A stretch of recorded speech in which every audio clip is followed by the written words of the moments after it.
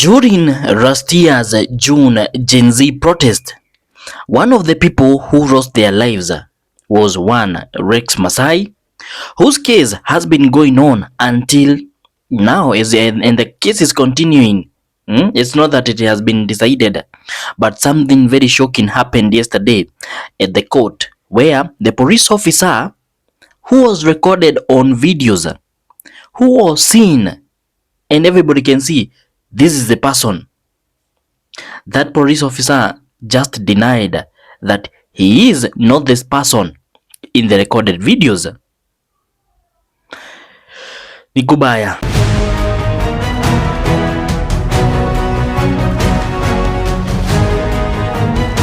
Welcome back, ladies and gentlemen, to another video where we will be looking at what has happened in the Republic of Kenya.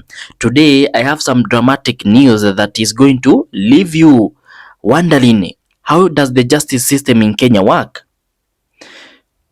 Everybody knows the face of the police officer.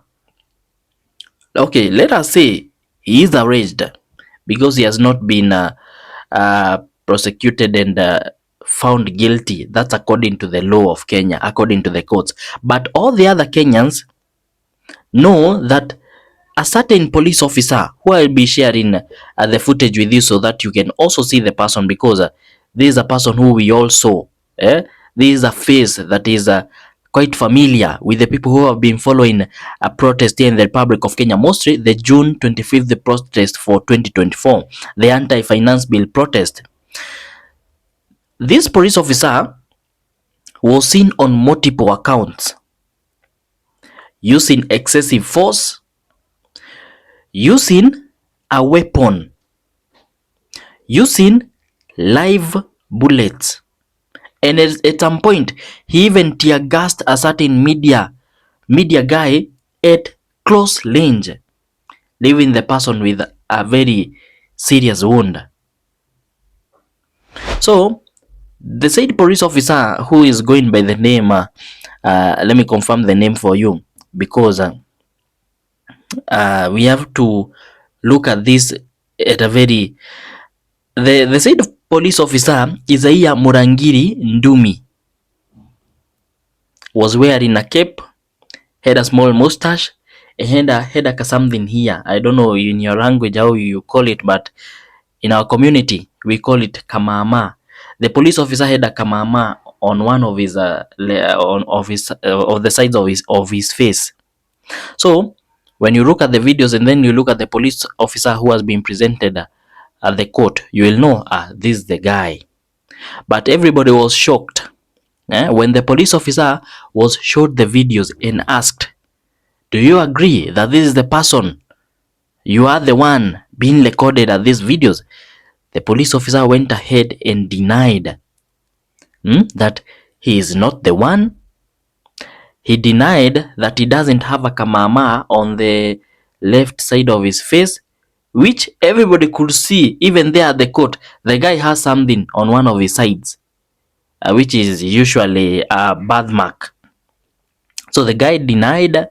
The guy said that on that day he was not on duty, he was nowhere around Nairobi, and he is not the person in all the videos and pictures and footages that has been presented at the court. Everybody was shocked. Everybody was left wondering, is the guy okay? Well, let me reveal to you that this can be a strategy. Maybe this is a strategy which the guy is trying to use so that it might maybe buy him some pity or some mercy. Because when people start asking questions, is the guy okay? You might be maybe said, oh, the guy was not okay mentally. That's the reason maybe why he did some of the things. Today we will be covering this case, because if things continue this way, Rex MASAI will not find justice. The fact that Rex MASAI was shot on the leg, he died. Justice has been, like, everything has been moving very slowly, at a very slow pace. People want to see some people being prosecuted. We saw the guy who shot Boniface Karaoke. He was sentenced, but I have never heard the actual sentencing, how it went, like how many years was he jailed for. If things continue this way, you might find this guy walking free. And that's the reason why I must try to explain to you what exactly happened at the court. So make sure you stay with me to the end. First of all, let me welcome you. This is your channel, Duffy Updates, where we bring to you latest political news, well detailed and well explained. We try to make sure that everybody understands what's happening in the Republic of Kenya. If it's your first time watching a video from this channel, kindly feel free, feel welcomed. You can join us by subscribing to this channel by clicking the subscribe button under this video. You will see a subscribe tag there. Just press it and you will have joined the family. If you like our updates, feel free, give this video a thumbs up or a like, and we will have supported the channel. Finally, make sure you click the notification icon on, which will guarantee you that next time when you upload a new video, whether it's late at night, on the middle of the day, during the middle of the day, YouTube will automatically send a notification to you detailing that Duffy Updates have uploaded a new video. To everybody who has been a continued supporter, thank you. We don't take your support for granted. And with those many remarks, let us get right into today's video. So I have already talked a lot. I have already informed you a bit of what's happening, and I would like us now to go into details of what is happening. So, courtesy of Kenyans.co.ke. First of all, when you go to X, you'll find out that Rex MASAI is currently trending, and it is because people are talking about it. People are wondering, is Rex MASAI going to end up like many other Kenyans who have just ended up as trending hashtags, but no justice has been found? Let us look at what has been said, courtesy of Kenyans.co.ke. Twist: as officer in Lex Masai's killing alleges he was not in Nairobi during protest. So who was this person? If the guy is saying he was not in Nairobi, who was the person being recorded at these videos? Is he his twin brother or who?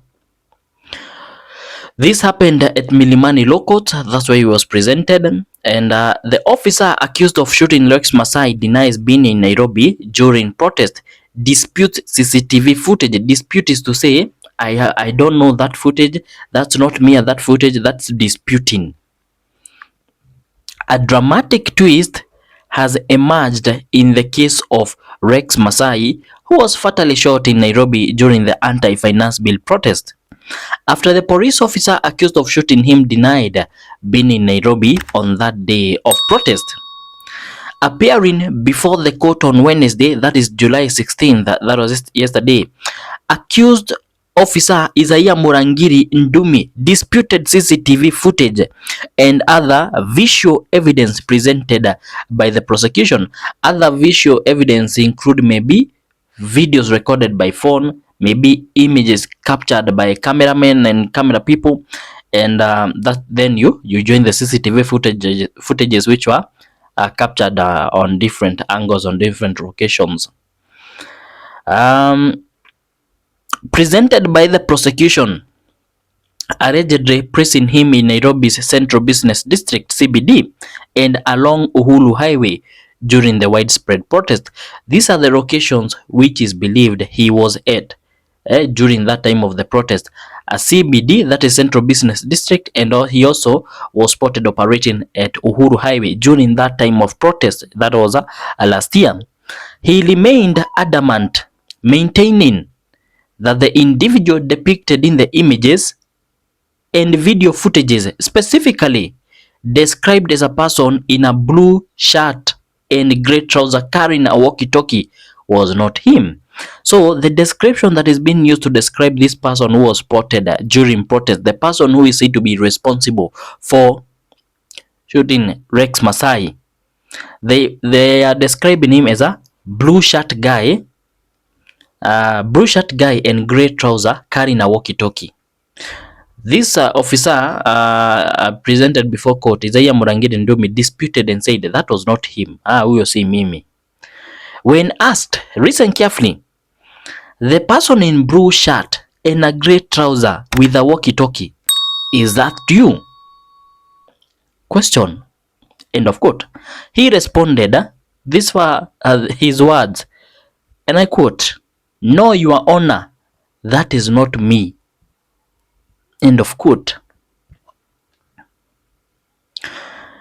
You know, during that time of protest, nowadays in Kenya, whatever you do, no matter where you are, a video will be found of you doing it. So I think the police have not yet realized this, because during that time, this police officer was recorded on multiple accounts using his firearm. And for example, in the case of Rex MASAI, he was recorded shooting, his hand stretched out, his attire, even though it was at night, everybody can see the clothes the person was wearing. And then when you join the dots using the other footages from some other angles from other locations, you end up with a conclusive outcome of who the actual guy is. So photo after photo and video after video were presented to the court as evidence that the officer was in the vicinity and responsible for the shooting. But the accused continually refuted the evidence, alizidi kukataa kabisa that person was not him. One of the videos showed the officer holding a gun, which he also adamantly denied having. Can you imagine? In one of the videos, this said officer Murangiri Ndumbi was seen holding a gun ambayo ni silaha yake, but he also ended up denying, saying he does not have any firearm. He was not holding any firearm that day because he was nowhere anywhere Nairobi. This is what he said: "I am not the one. That person does not bear any resemblance to me." End of quote. The officer told the court. Do you know this means that the person was actually, this means that the person should be looking totally different from the person we have at court.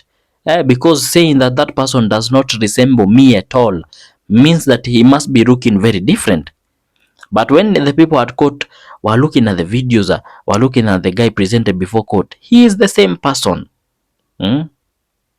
He went further to deny having a mark on his face. This is the part where I was telling you about Kamama. He went further to deny having a mark on his face, as shown in the images and videos shared to the court. Despite cell information pinpointing the officer to the exact location of the shooting, the officer went ahead to arrange that he was not in the vicinity. Another thing that happened is the investigative officers went ahead and even used his phone and discovered that through the triangulation, the cell tower triangulation, Safaricom SIM card showed that he was at that specific location. And this is his phone, but the guy still continues to deny, that's not, I'm not there. That's not me. Well, given his account, Paul Njehia, the investigating officer in the case, this is one of the people who is investigating this case. Paul Njehia, the investigating officer in this case, in the case, told the court that the samples obtained from the scene and DNA samples from Lex's body matched, meaning that they believe they have the right person. They believe this is the guy.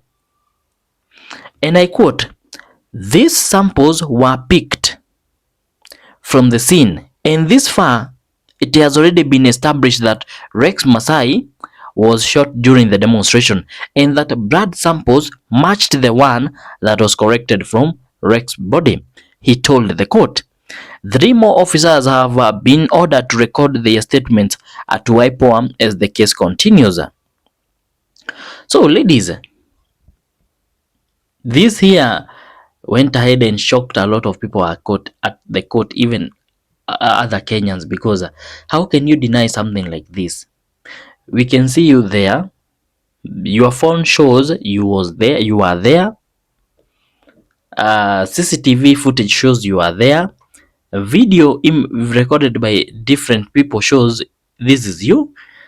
Camera images shot on different angles shows this is you.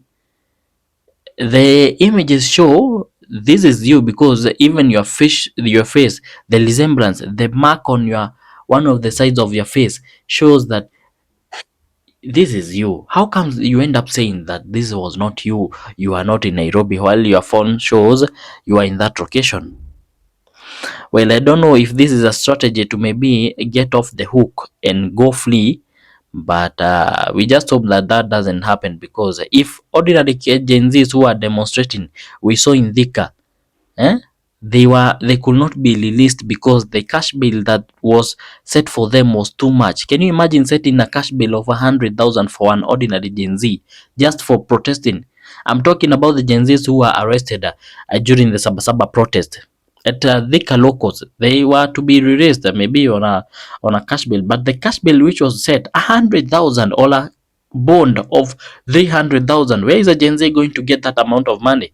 And then you find out that a person like this, who is saying that this was not him, a person who is said to be responsible for ending somebody, then gets released with a cash bill of 50,000 or 100,000. How can you equalize that to the Gen Zs who are just practicing their constitutional right?